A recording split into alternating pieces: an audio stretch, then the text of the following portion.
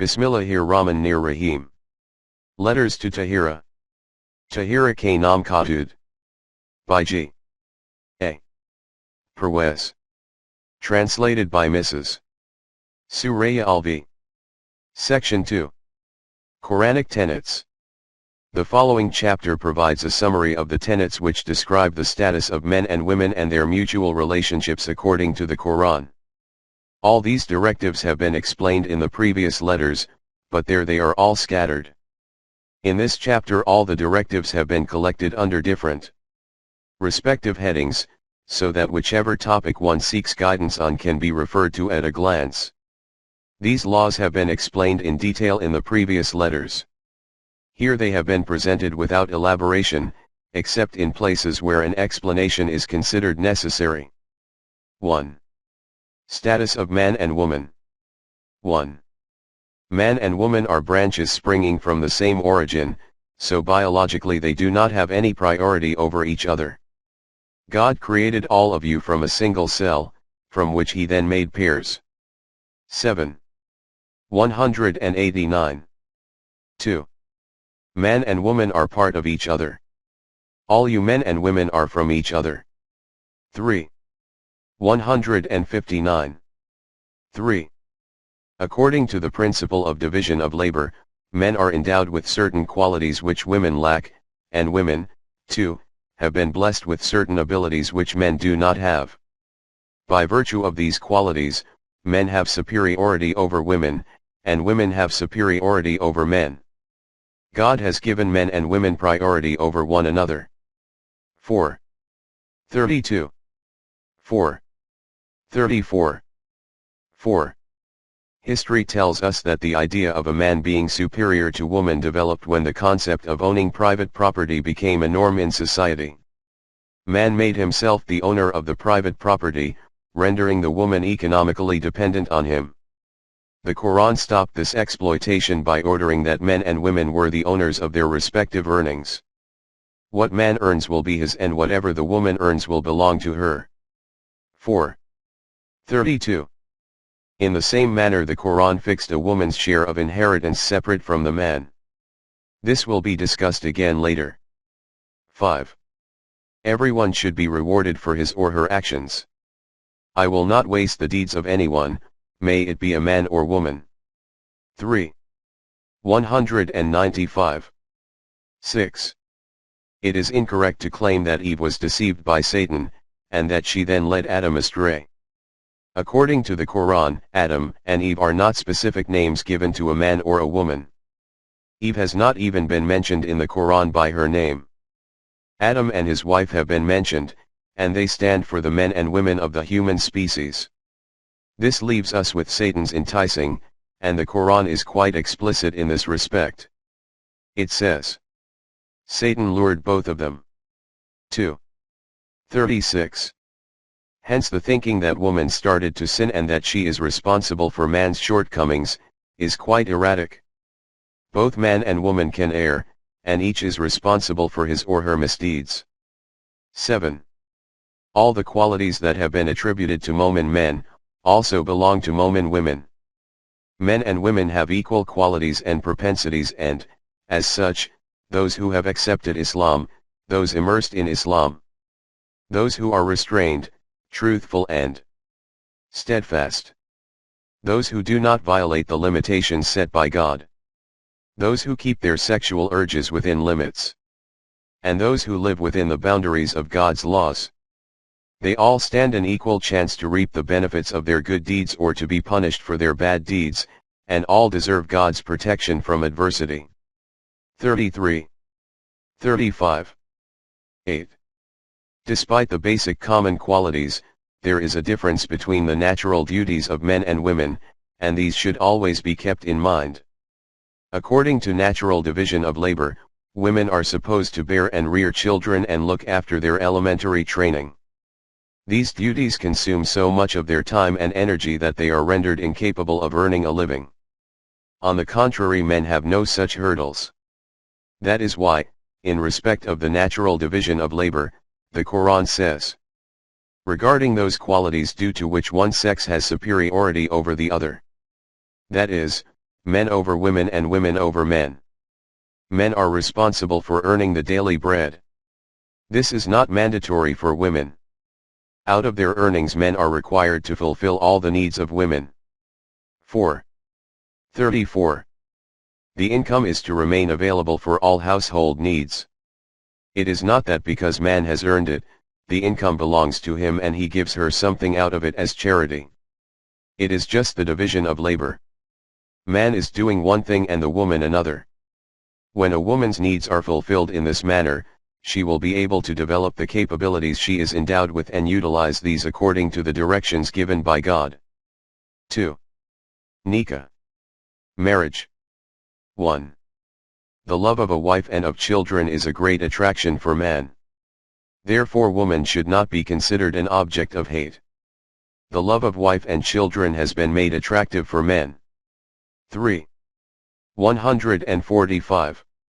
2. This relationship is bonded through nikah. Marriage. Nikah is a contract which both the parties execute to lead a life as husband and wife within the boundaries of God's laws.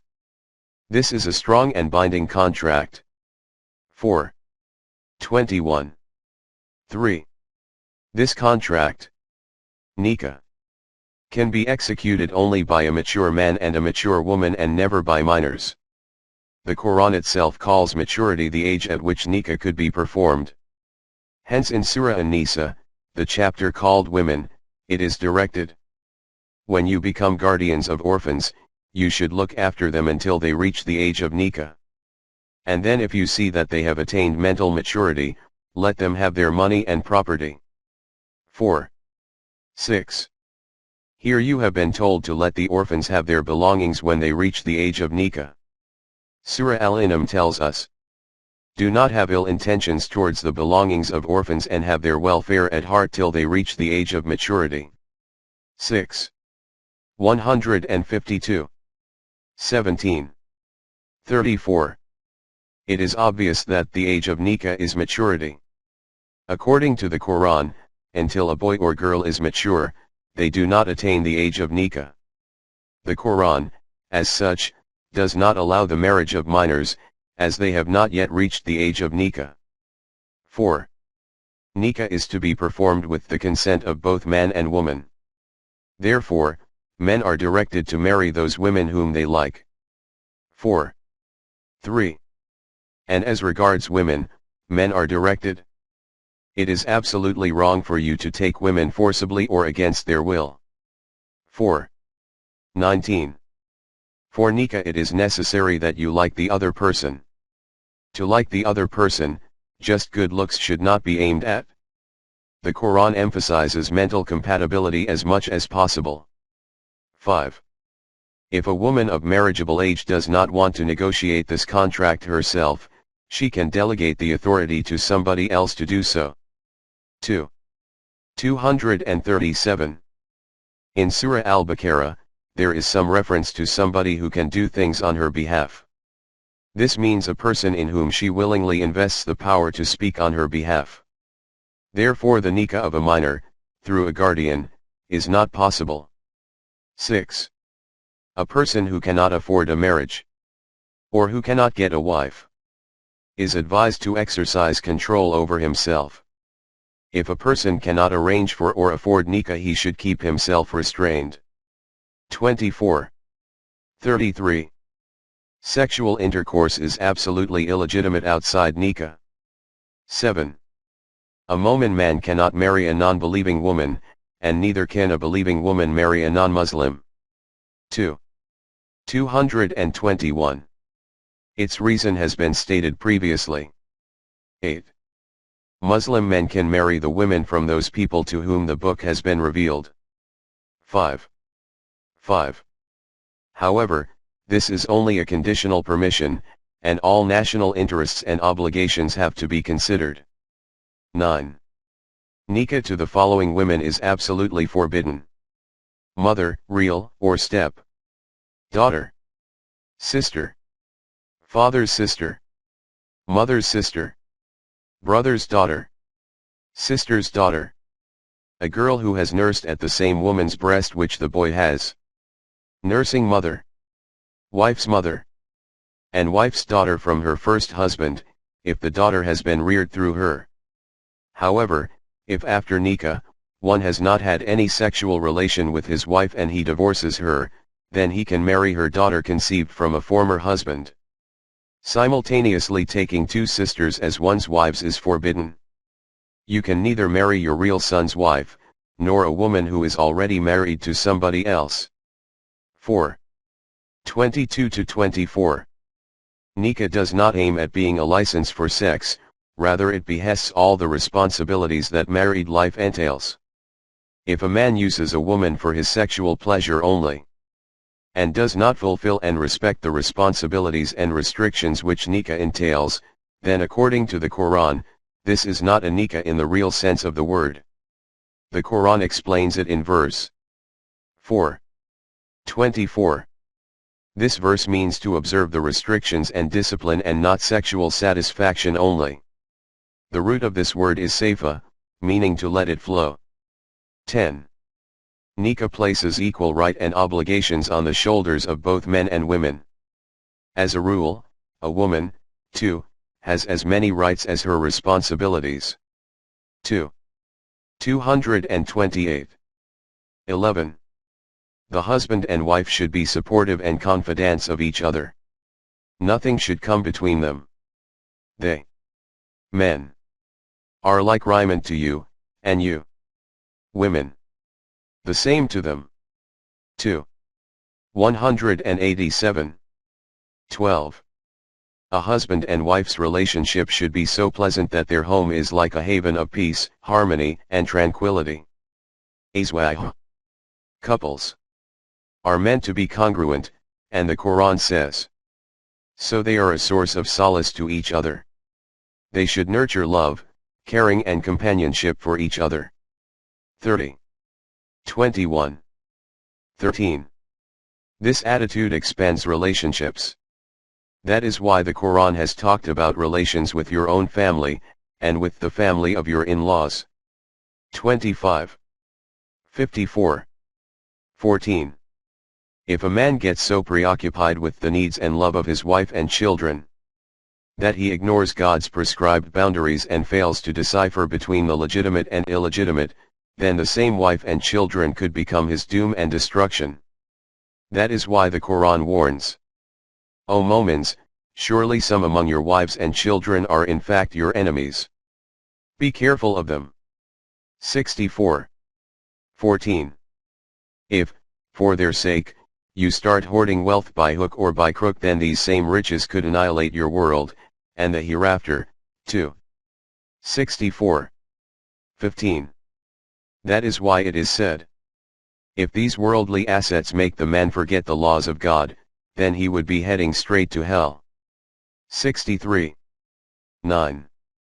If ever any worldly attraction becomes your stumbling block on the path of organizing a society along the laws of God, then there is no doubt of your destruction. It is, therefore, incumbent upon you to save yourself from this destruction, saving not only yourself, but your family, too. Your duty towards them is not only to provide for them, but to keep them safe from hell, too. 66. 6. In this respect, you may refer to the section of siblings. 15. Sexual intercourse is a normal human phenomenon, so the Quran did not find it necessary to give any special instruction, except that there should be no such action during a woman's monthly periods. 2. 222. Sex is aimed at human procreation only, as is evident from this verse. Your wives fare like your fields, in which you sow seeds. Therefore you till your fields whenever you like. Meaning when you want to sow the seed. 2. 223. Sex is forbidden during fasting, but is not forbidden during the nights of the month of fasting. Ramadan. 2. 187. It is also not allowed during itikaf, a period when you are attending round-the-clock special session or meetings for pondering over serious state business or matters. 3. Dowry. Meher. 1.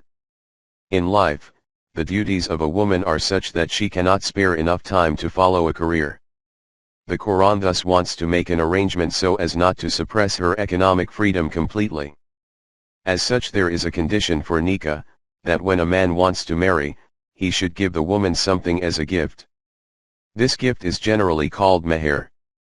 The Quran has used 3 words for it, namely sadaqah, matha and ujur, and has referred to it as wealth. 4. 24. However, it may not necessarily be in the shape of money. 2. The meher is not a compensation for anything. It is rather to be presented as a gift, without considering it as any kind of compensation. The Quran, therefore, has also used the word nilada for it. 4. 4. Which means without trading or exchanging, just like a bee deposits honey in the hive without any thought of a return. 3. The Quran has not fixed any amount for meher. Whatever both the parties agree, with mutual willingness, can be the meher. Since the payment of meher is essential, it should be whatever a man can afford. 2. 236. However, on the excessive side, it could be a mound of gold. If you have given her a mound of gold, do not take it back. 4. 20. 4. The meher should be paid at the time of nikah, although, with the consent of the woman, the payment could be made later. There is a verse in Surah Al-Baqarah which states that if you divorce a woman before you have even touched her, and her meher had been fixed, you are required to give a half of it to her. 2. 237. It is clear from this verse, that a situation where meher has not been paid at the time of nikah, can occur. See number 6 below. 5. Meher belongs to the woman and nobody has a right to deprive her of it. However, of her own free will the woman can let go a portion of it, or she can forfeit or write off the whole of it. Therefore, in Surah An-Nisa, it is said, that women should be paid their meher willingly, and without a thought of exchange, but if they forego a part of it, then accepting it is lawful for you. 4. 4. 2. In the same surah it has also been said that a higher or lower meher could be agreed later, with mutual willingness or with the help of arbitrators or courts. 3. Divorce before intimacy, as has been mentioned above, would entail paying half the meher, but the woman, or her appointed spokesperson, or a relevant court, could forgive it as well. 2. 237. 6. In a rare situation in which the meher has not been agreed upon, then it should be fixed according to the man's income and affordability. 2. 236. 4. Strained relationship. Marriage depends upon a pleasant relationship. Sometimes, however, circumstances can create a strained relationship between a husband and wife. The Quran tries its utmost to each such strain so as not to let the relationship break. 1. One way in which relations can become strained is that in an angry mood, a man may call his wife by a name, which he may later regret. For instance, in his anger he may call her his mother, but after his anger subsides, he regrets it immensely. In Arabic, such name-calling is called zahar. In fact, the Quran says that such frivolous swears do not mean anything. These should not be taken in the real sense of the word, and it should not mean that your married life has come to an end. Allah does not hold you over your unrealistic or frivolous swearing. 2. 225. At another place, the Quran says, "Your wife does not become your mother just because you have said so." 33. 4. Although it does ask moments to refrain from all kinds of frivolous intentions. 33. 3. These include the kind of swearing mentioned before. Since this unrestrained anger in which a person says such insane things, pollutes the pleasant atmosphere at home, it has to be stopped. Therefore the Quran has suggested some atonement whereby before resuming conjugal relationship, one should a. Free a slave. This order was meant for those times when the Arab society retained slaves. If one does not have any slaves, then b. One should fast continuously for 2 months. And c. If one is incapable of doing this, then one should feed 60 destitute people. These are limits set by God. 58. 4. 2. All the above refers to frivolous swearing when one is in an angry mood, but if a man intentionally swears that he will not go near his wife, then he should be held to it. This is referred to as leo in Arabic, which means curtailing a woman's rights. In such a situation where people have uttered such a swearing, the Quran gives them a period of 4 months to revert from what they have said. If they do so, then it would not affect their conjugal relationship. 2. 226. Although they will have to give something to break their swear. Normally, this would be either feeding or clothing 10 destitute people or else to free 1 slave. Anyone who is unable to do this should fast for 3 days. 5. 89. If he has not reverted within 4 months, then this would be construed to mean that he wants to break the relationship with a divorce. Details of the divorce procedure are given later. Also refer to 2. 227. All this highlights the fact that the attitude of people who leave their wives dangling by neither resuming conjugal relations nor divorcing them, clearly goes against Quranic education. They should make their decision within 4 months, following which the divorce procedure should start. 3. Divorce means freeing oneself from the contract of nikah. Since this contract was made between 2 willing parties, namely a man and a woman, nobody has the right to revoke it, whenever one wants, by just saying divorce, divorce, divorce. The other person's rights have to be safeguarded, too. That is why the Quran does not leave the decision to an individual. The society is ordered to take up this matter, establish an organization which decides on disputed issues. Nowadays, this is either called the government, or the court. In this respect the Quran directs: if you see a mutual difference, a dispute, or opposition or enmity and fear a break between the husband and wife, then constitute a board of arbitrators. This board should have 1 representative from the woman's family, and 1 from the man's family. This board should seek a reconciliation. If they do so, it is likely that the husband and wife might come together again. 4. 35. 4. If the judges can persuade them to come together, then well and good, but if their efforts fail, then obviously they will have to report to the organization that appointed them. This court will decide whether a divorce should become effective and what the conditions should be. These will be mentioned later. The first verse in Surah At-Talaq, divorce, reads: O Messenger, peace be upon him, when you divorce your women, then 65. 1.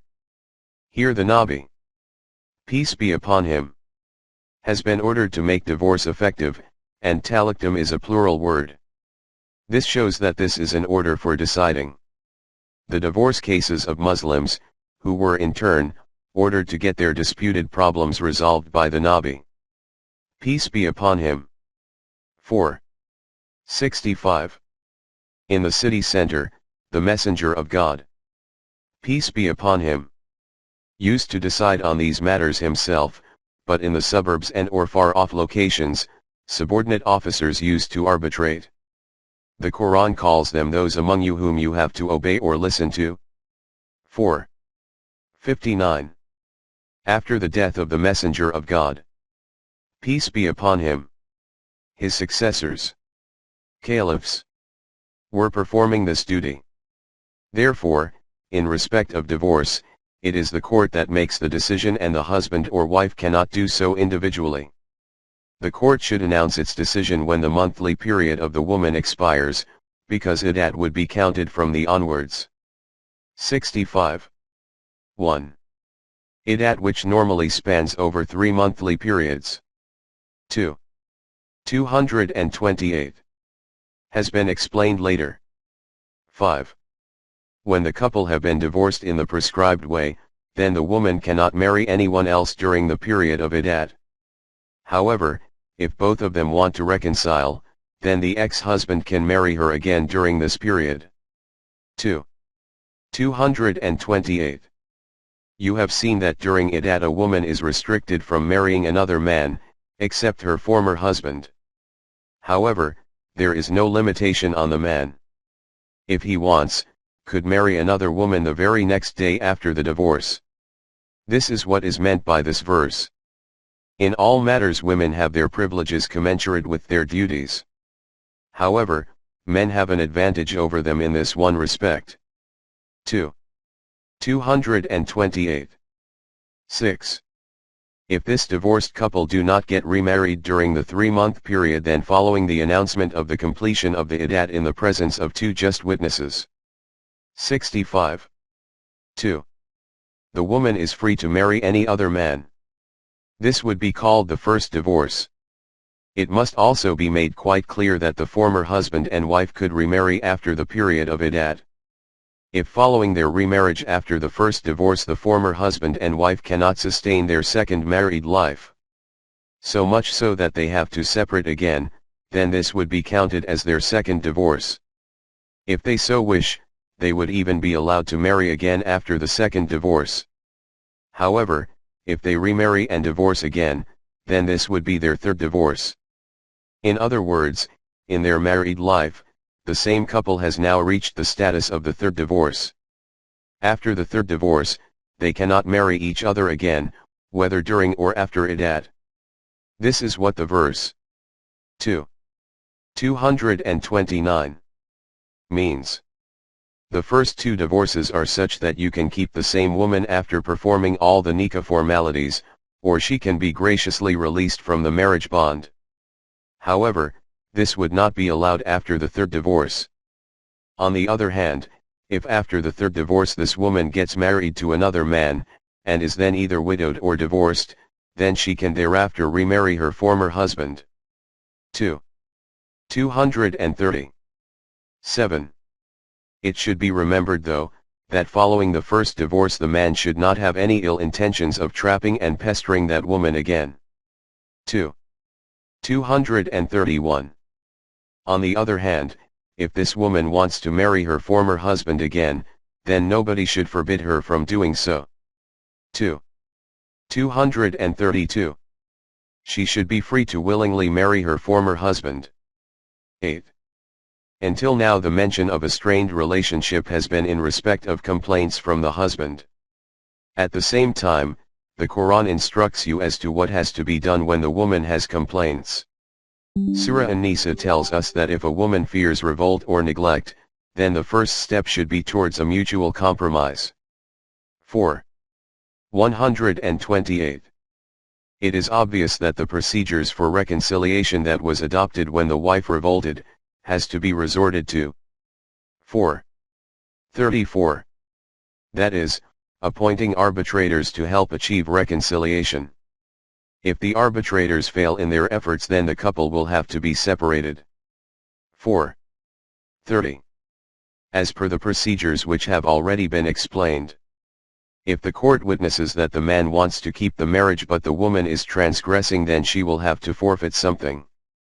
This has been explained in detail in 2.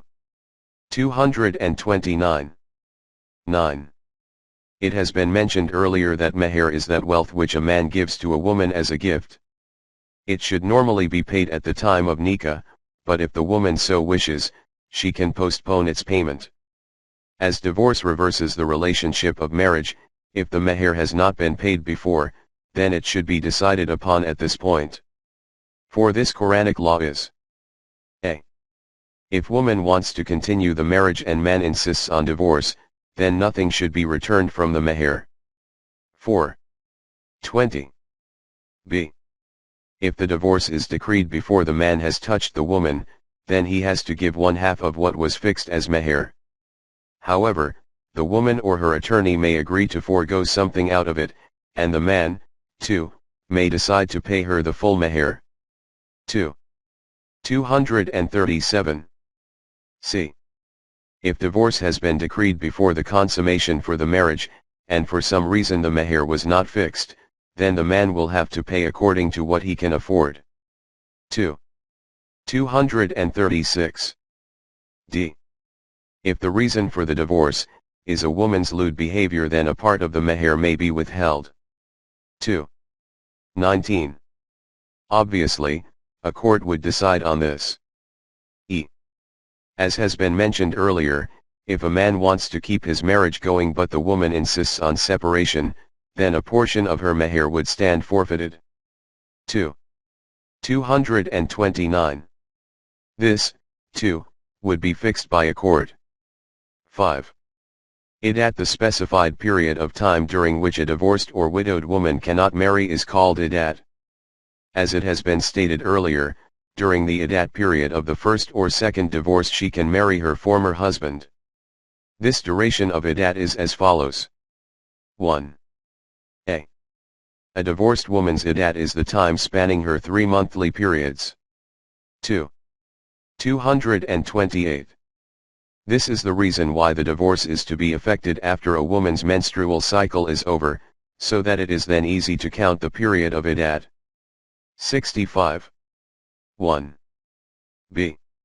For those women who have had natural menopause, or who due to some illness do not have their monthly periods, the duration of iddat would be 3 calendar months instead of 3 monthly periods. 65. 4. C. A pregnant woman's iddat is till the birth of her baby. 65. 4. At the time of the divorce, these women should inform that they are pregnant. 2. 228. D.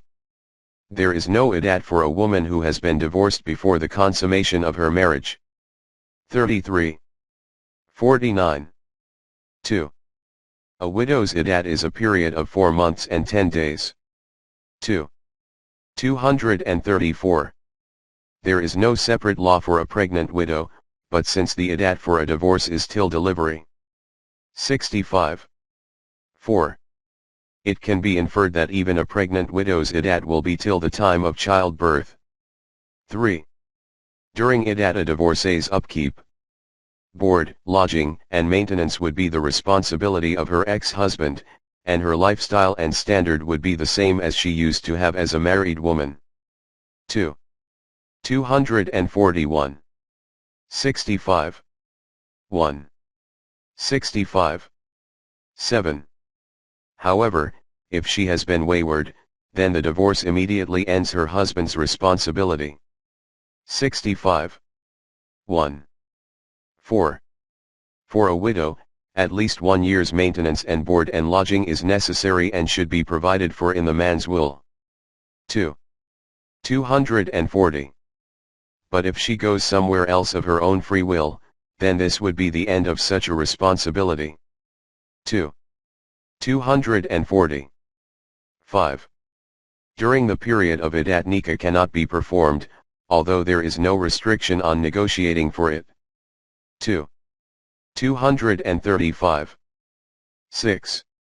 Inheritance. The economic system which the Quran wants to establish has no room for hoarding wealth or accumulating properties. In this system everyone contributes to the best of his or her ability, and it is then responsibility of the system to cater to the needs of the society and its dependents. However, until such a system gets established, and even when it is established, then whatever a person has, the Quran has given guidelines for the distribution of wealth and properties. Precisely, the guidelines are the following. 1. It is mandatory on everyone to write a will for his or her inheritance. This should cover all the inheritance, and could be for all who are to inherit. 2. 240.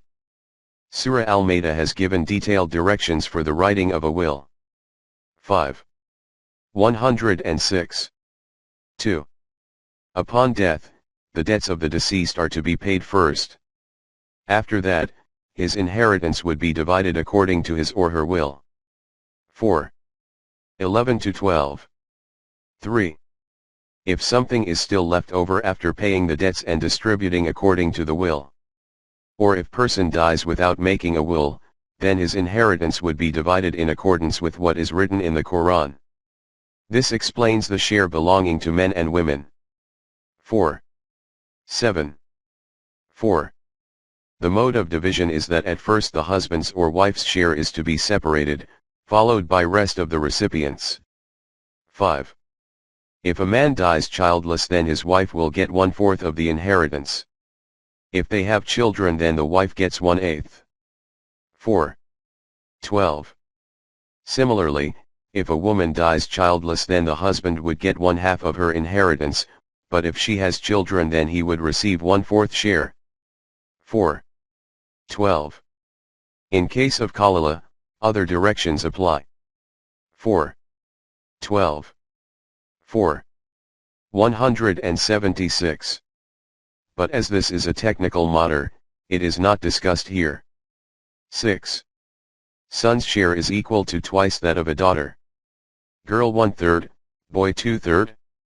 If there are 2 or more than 2 daughters, and no son, then they all will share 2/3. If there is 1 daughter, then she will get half. If the deceased had children, then each of his/her parents will get 1/6. If there are no children and the parents are to inherit, then the mother's share would be 1/3, and if there are brothers, then the mother would get 1/6. 4. 11. Note: only salient features of inheritance have been briefly mentioned here. A lengthy discussion would be required for the details, and this cannot be done here. The division of inheritance is a technical matter which requires a full knowledge of all the directives. 7. The provision concerning the maintenance for a widow for a period of 1 year, has been mentioned earlier. 2. 240. 7. Progeny. 1. Children have been made a source of great attraction for human beings. 3. 14. 2. However, if humans start resorting to illegal actions for the love of their children, this very same affection then becomes a stumbling block in the fulfillment of the duties enjoined by God. As such, offspring who had been a boon, becomes a bane. 8. 28. Since the offsprings are connected to humans only in this worldly life. 3. 14. They cannot help in any way when it comes to abide by the laws enjoined by God. 58. 17. Therefore, wherever one faces a clash between following God's laws and one's offsprings, then one should forsake children and hold tightly onto God's laws. 60. 1-40. One has to disassociate with the children who revolt against God's laws. In this respect, the example of the son of Noah is significant. His unwholesome actions earned this remark from the Quran: he is not from amongst you.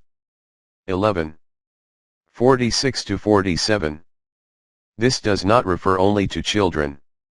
Even if there is a conflict about siding with one's mother, father, sister, brother, husband, or wife or other family members, and following the laws of God, one should always give preference to the latter. 9. 24. 3. A healthy, strong, and normal baby is a gift from God. 7. 189-190. An intelligent, well-spoken, pious and loving child, the one who follows the laws of God and who is broad-minded towards his parents, would be a blessing from God. 19. 12-14. During the Dark Ages, humans themselves used to kill their children. Even today, in Australia, and maybe in some other places, one finds such ancient tribes who kill their children at birth. The Mothers, Volume 2. By Robert Briffault. The Quran sternly forbids this barbaric custom. Do not murder your children for fear of poverty. 17. 31. 6. 152. In Arabic, the word murder does not only mean to kill. It also refers to depriving children of good training and education, and exposing them to superstitions and wrong ideas.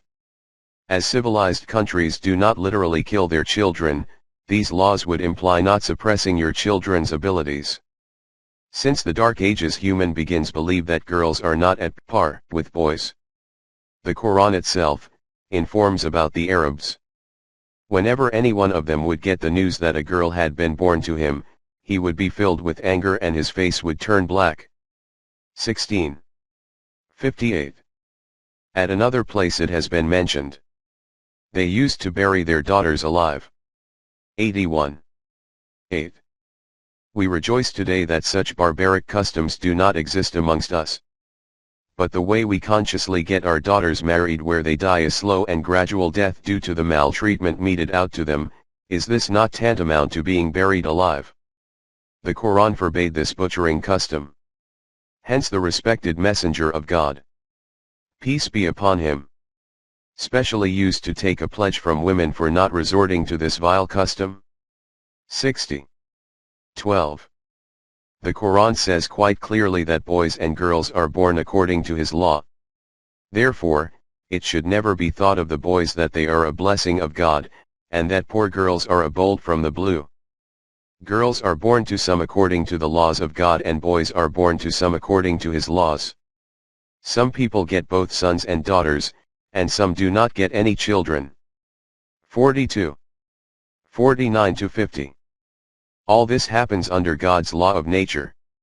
Therefore, girls should not be thought of as a botheration, and nor should those who do not have any children heave sighs of deprivation.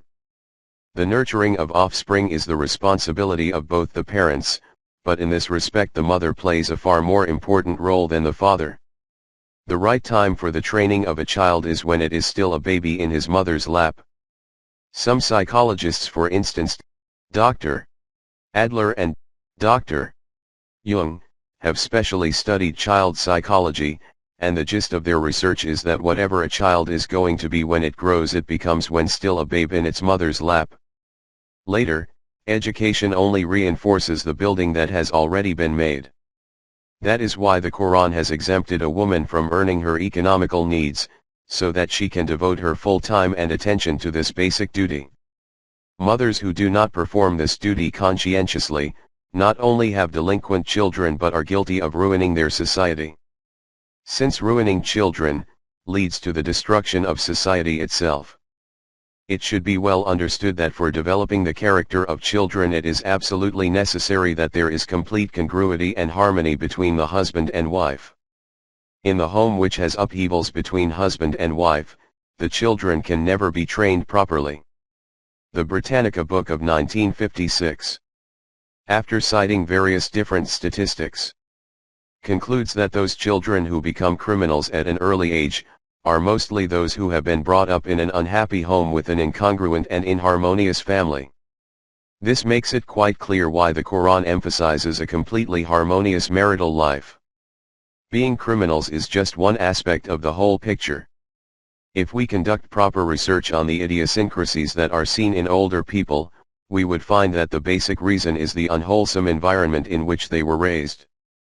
A mother's weaknesses contribute more to it, and especially if the children have been deprived of her love, or that of both parents, they suffer from complex psychological disorders. 8. Nursing a child. Breastfeeding. The Quran has not ordained as to how long babies should be breasted. The circumstances would be the deciding factor in this respect. It has been mentioned, by the way, in Surah Al-Ahqaf that a mother first keeps the baby in her womb, then breastfeeds. And all this takes about 2.5 years. 42. 15. In certain cases, however, the fixing of a period for breastfeeding is a legal necessity. For instance, if a man divorces his wife and she is still breastfeeding the baby, then according to the Quran rearing the baby is the father's responsibility, and if the father dies then it is the responsibility of his inheritors. 2. 233. It has been directed that if they mutually agree that the child's mother herself should breastfeed the baby, then he would have to pay her. In this situation, the period could be of 2 years. 2. 233. But if with mutual consent they want to wean the baby beforehand, then they can also do so. 2. 233. He can also arrange for a surrogate mother for breastfeeding, instead of the real mother. 2. 233. More in 3. 14. 65. 6. The legality of the period can be understood from this example. If a man dies and his widow keeps on breastfeeding the baby, then she can claim compensation through the court from his successors. However, this will be till the child is 2 years old, and not beyond. The Quran does not give any directives regarding the custody of the children, when the husband and wife are divorced. This issue would be decided by the court according to the circumstances of each individual case. The guiding principle is to decide who can administer the correct training and education to the children. The emotions of the parents will also have to be taken into consideration. If the husband and wife sever their relationship, it does not mean that they have also broken their emotional link with their children. 9. Polygamy. More than one wife. 1. This subject has been kept towards the end, because it is the most important and there is considerable misunderstanding prevalent in our society about it. It is generally accepted and acted upon according, that a Muslim male can marry up to 4 times, whenever he desires. This idea is completely repugnant to the Quran. In normal circumstances the Quran allows one wife only.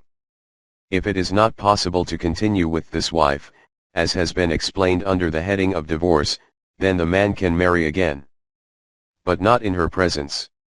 In Surah An-Nisa it says, if you want to bring in another wife in place of your first, then you should pay full dowry, meher to your first wife, and only then bring in another in her place. 4. 30. This makes it quite clear that the second wife can fill the place vacated by the first, but she cannot come in her presence. In accordance with the Quran, it should be quite clear that you should not divorce your first wife just because you want to bring in another. The Quran gives specific directives for divorce, which have been mentioned in the chapter titled Talaq. Divorce. Nowhere in this chapter has the Quran allowed you to divorce the first wife, if you want to bring in another wife. 2. We have mentioned above that under normal circumstances the Quran allows one wife only.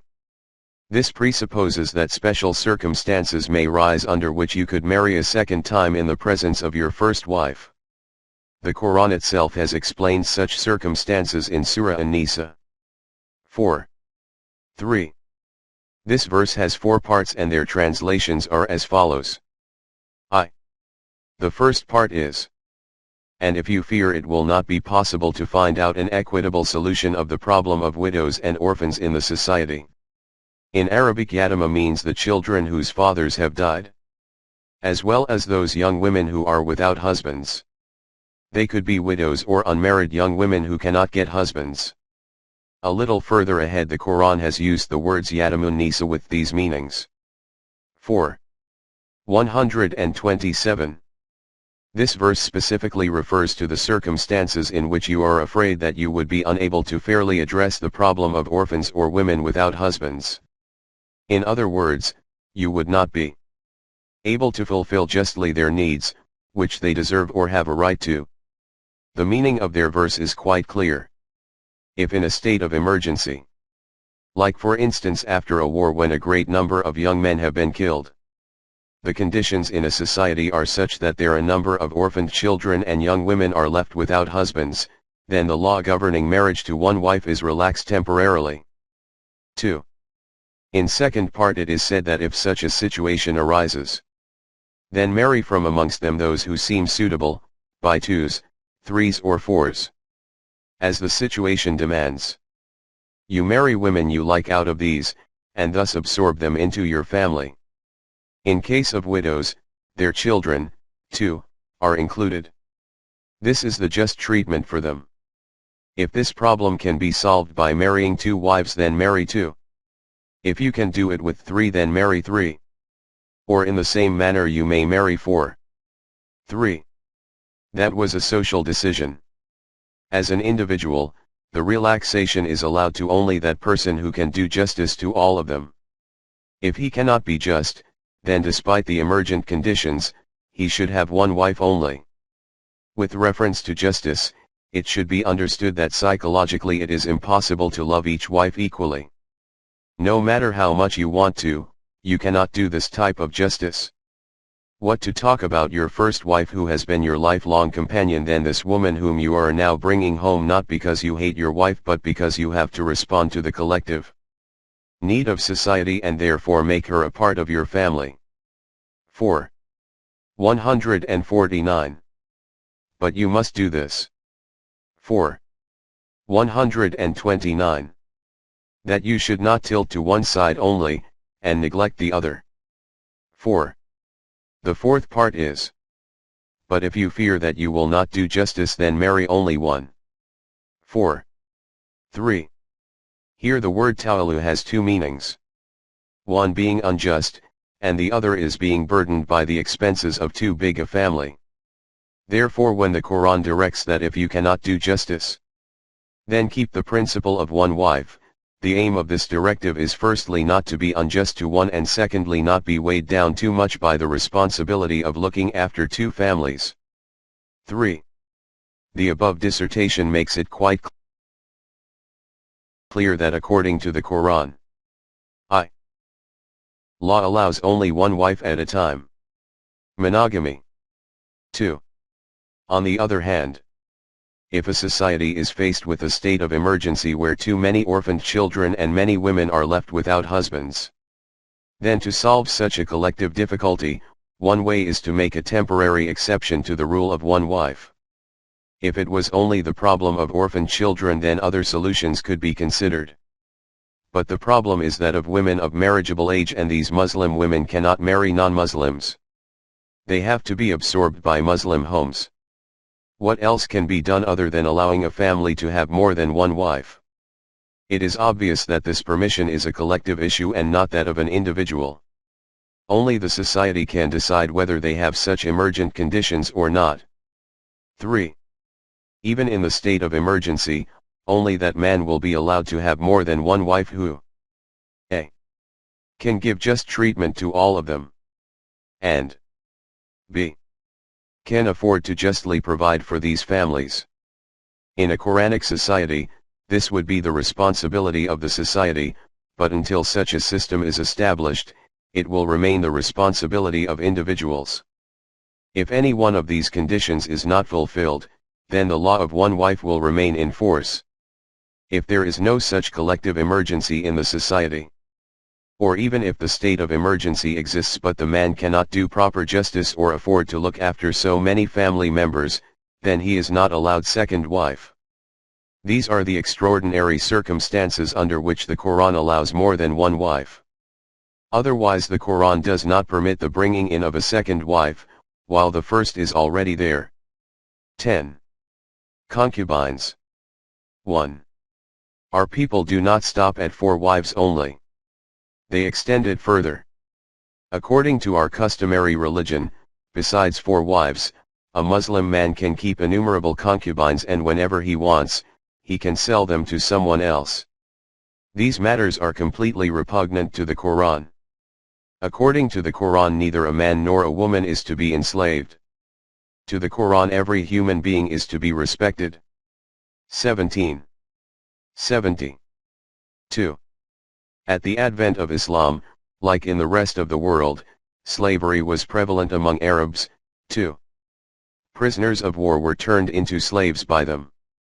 When they embraced Islam, they already had such slaves and concubines in their homes. If Islam had ordered them all out, then there would have been chaos in the society. Hence such laws were established by which they were gradually either free or made part of the family. Whatever laws the Quran contains about slaves, are intended for these slaves who were already present in society. Ma malakat aymanukum means those who are already in your possession. This is stated in the past tense, meaning something that has been done before. All the above concern slaves and concubines who were already present in the society. For the future, the Quran completely closed the door on slavery. This was how it was done. For prisoners of war, the order was quite clear. The Quran says that after overpowering them, either be gracious to them and let them go, or else take ransom and let them free. 47. 4. After this order, the presence of slaves in homes has been completely ruled out. Therefore, the keep of concubines in homes is going blatantly against the Quran. Talu Islam Trust. 25b, Gulberg 2. Lahore, Pakistan. taluiislam@gmail.com